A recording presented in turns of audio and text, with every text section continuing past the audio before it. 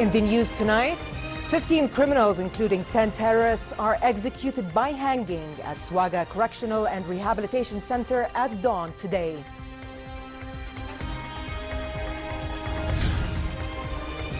The ICRC condemns the use of chemical weapons in Iraq as 12 people are admitted to an Erbil hospital for symptoms of exposure to chemical agents. And Greek police arrest 19 suspected members of an international criminal organization smuggling undocumented migrants to European countries. Good evening and welcome to the news at 10. 15 criminals were executed by hanging at Swaga Correctional and Rehabilitation Center at dawn today. State Minister for Media Affairs Mohammed Al-Momani said 10 of the executed were convicted on terrorism charges. They included the gunman who killed political columnist Nahid Hattar at the entrance of the Palace of Justice in September last year. 5 who were involved in an assault by security forces on a terrorist hideout in Irbid last year that led to the death of 7 terrorists and 1 police officer. The shooter who attacked security personnel in Samma, the gunman who carried out the attack at the General Intelligence Department's office near Baqa refugee camp, the convict in the bombing at the Jordanian embassy in Baghdad in 2003, and the gunman convicted of firing at a group of Western tourists near the Roman amphitheater in downtown Amman in 2006, killing 1 Briton and injuring 5 other people. The other 5 were found guilty of committing premeditated murder and brutal sexual assaults.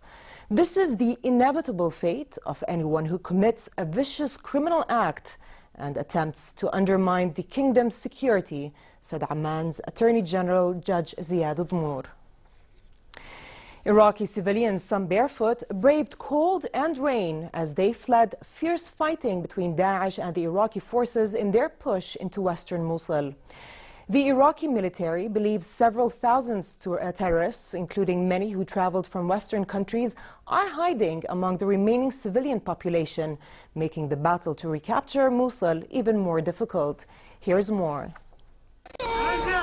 Mothers pull children close. Escaping Mosul is no safe task, and in cold temperatures and rain, it's also not easy.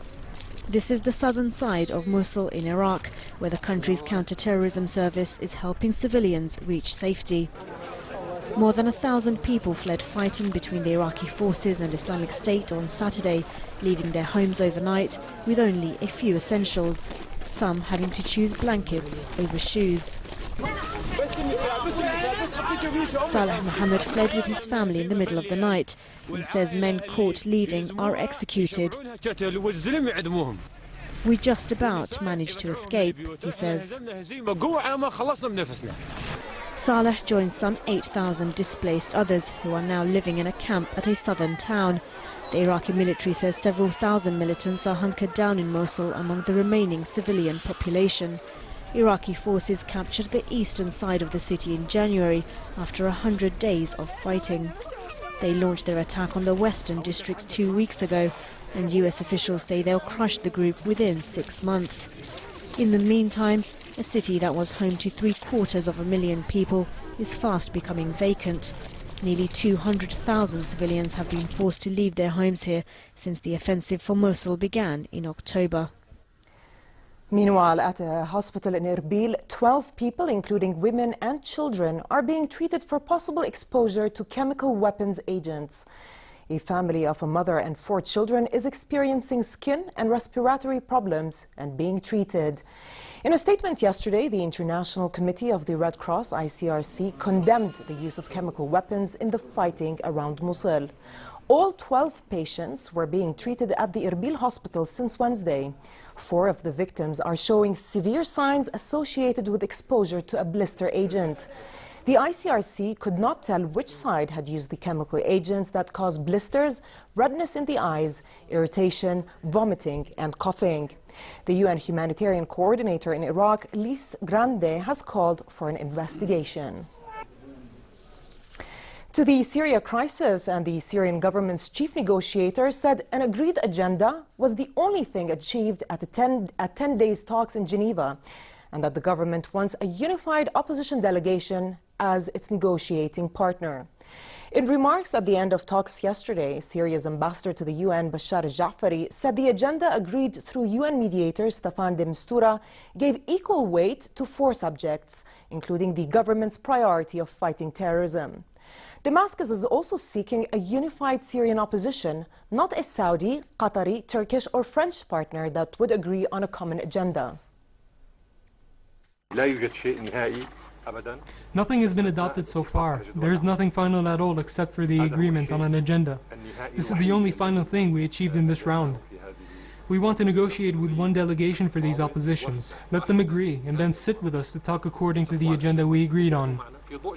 And as I said, there is no priority for any basket over others, taking into consideration that counterterrorism is the broader and most urgent to discuss. A Syrian fighter jet crashed on the Syrian side of the Syria-Turkey border. A Syrian army source told state television the Air Force lost contact with a fighter jet on a mission near the Turkish border. It added that search was underway to find the pilot. Earlier, Turkey reported the crash of the MiG-23 warplane, saying the pilot had probably bailed out and may have come down on Turkish soil.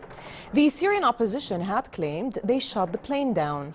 A spokesman for the opposition group Ahrar al-Sham told state-run Anadolu news agency that they shot the plane down because it was bombing the countryside in the northwestern Syrian town of Idlib.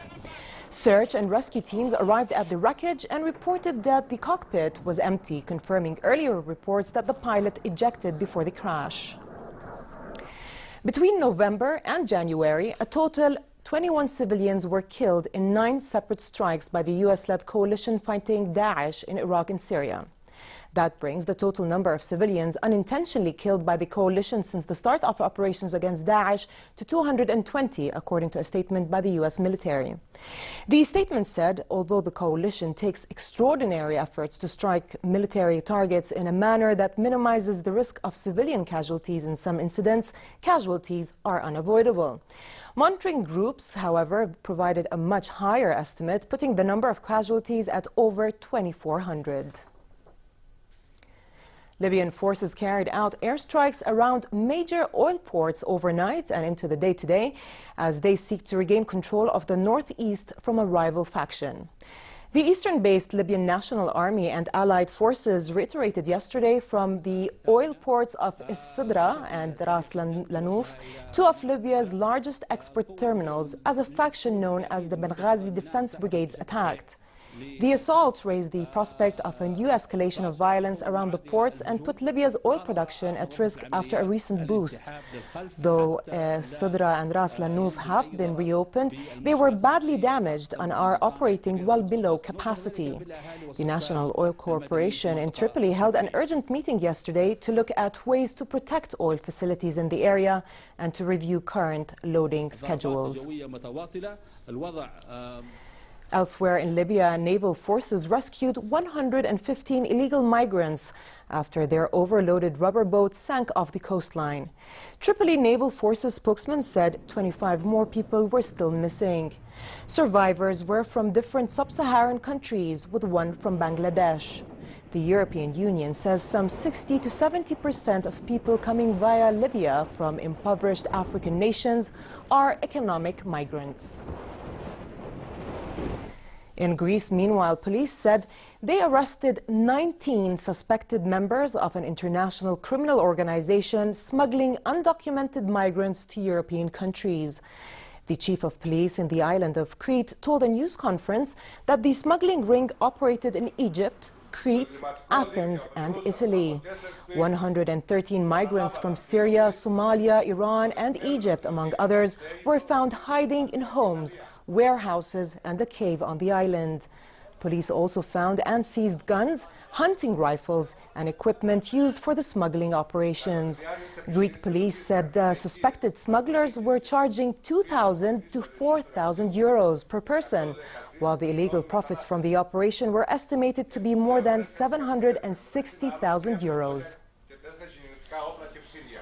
U.S. President Donald Trump accused his predecessor Barack Obama of wiretapping him in October during the late stages of the presidential election campaign. However, he offered no evidence to support the allegation. The outburst follows several days of stories raising questions about the liaison between the Trump campaign team and Russian officials.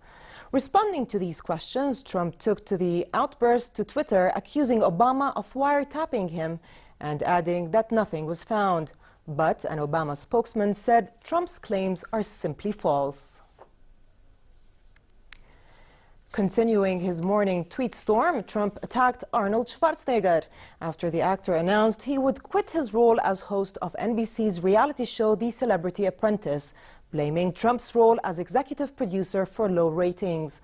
Trump took to Twitter saying Schwarzenegger was in fact fired by his bad, pathetic ratings. For 14 seasons, Trump was the host of The Apprentice, which made him a household name. Schwarzenegger took over the show last year, and his first season, which premiered in January, has been watched by around 4 to 5 million viewers. But Trump mocked the actor for the low ratings, sparking a Twitter fight between the two. And though Schwarzenegger said he loved every second of working with the network, he will not be returning for a second season.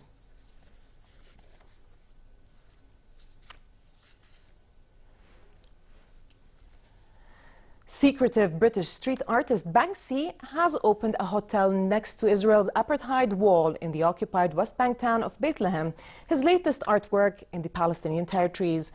The walled-off hotel is only 4 meters from the wall, which cuts through the occupied West Bank. All the rooms face the wall. The hotel has its own gallery and an exhibition dedicated solely to the wall, featuring Palestinian and Israeli artists. Here's more. The hotel with the worst view in the world, and also the latest artwork by street artist Banksy. A chimpanzee bellboy stands at the entrance to the walled-off hotel in the Palestinian city of Bethlehem, where just metres from its doors is the concrete wall Israel has built in parts of the occupied West Bank. Banksy chose the location for the hotel and then developed the whole hotel as a concept. He chose to put it next to the wall. Perhaps not for the great views, but for other reasons that are more artistic. Built in secrecy over the last 14 months, every room overlooks the barrier, which he's used as a canvas before. Styled to resemble a so-called English gentleman's club from colonial times, with a slight twist to the decor. Its bedroom walls and hallways decorated with the mysterious artist's stencil graffiti work. One shows an Israeli soldier and masked Palestinian youth having a pillow fight. The dining room has cherubs hanging from the ceiling wearing oxygen masks. It's Banksy's biggest project since his 2015 Dismal Land at the English seaside, where similar themes, especially around refugees, ran through the work. But the walled-off hotel also has many firsts. But I don't think I've ever seen something that is such a sort of a combination of high concept and practical. It's a hotel, you know, it's a hotel for tourists to come to Bethlehem. So it's very different to anything he's done before. And the thing that really makes this unique for Banksy is that this is permanent. A fully functioning hotel now waiting for its guests. At the Paris Fashion Week, French fashion house Christian Dior chose blue for women's wardrobes next winter.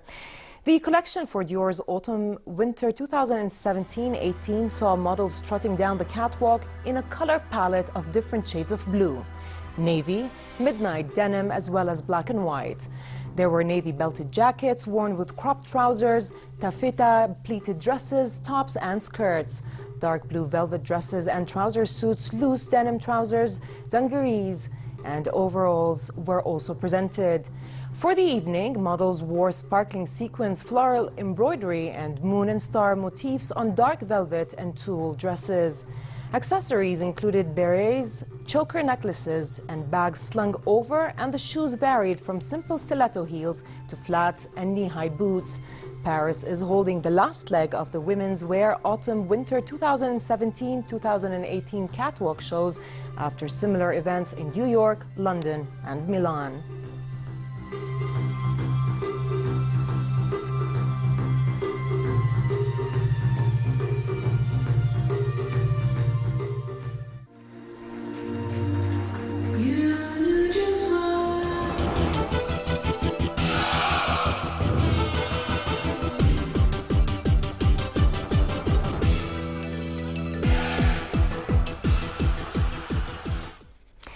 American Sam Querrey beat Australia's Nick Kyrgios yesterday to set up a meeting with Rafa Nadal in the final of the Mexican Open in Acapulco.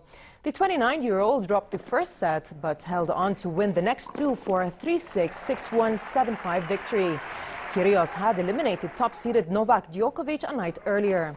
Nadal will be seeking his 70th overall title and first this season in today's final. The last meeting between Spaniard Nadal and Querrey came at the 2016 Madrid Open. Nadal has a 4-love career record against Querrey, who reached the semi-finals in the Mexican Open last year.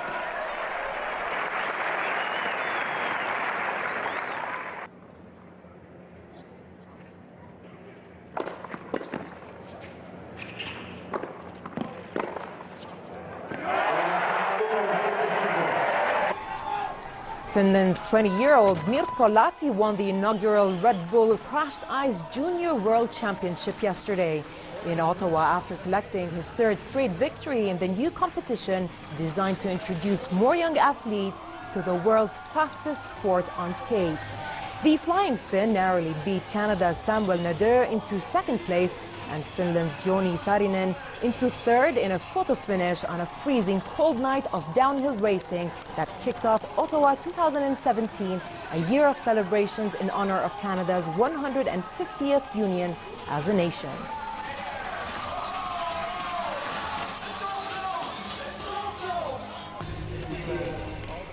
And finally, the weather forecast. It will be cold tonight in the hilly areas, Badia and the eastern plains, and relatively cold in the Dead Sea and the Jordan Valley with northwesterly moderate winds. As for tomorrow, it will be relatively cold across the kingdom, but the Gulf of Aqaba should expect a warm day with a high of 28 degrees Celsius. Winds will be northerly moderate and seas calm. Next are the lows and highs for tonight and tomorrow.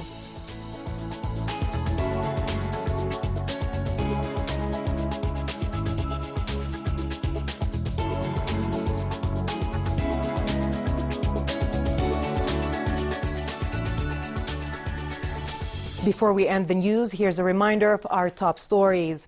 15 criminals, including 10 terrorists, are executed by hanging at Swaga Correctional and Rehabilitation Center at dawn today. The ICRC condemns the use of chemical weapons in Iraq as 12 people are admitted to an Erbil hospital for symptoms to exposure of chemical agents. And Greek police arrest 19 suspected members of an international criminal organization smuggling undocumented migrants to European countries.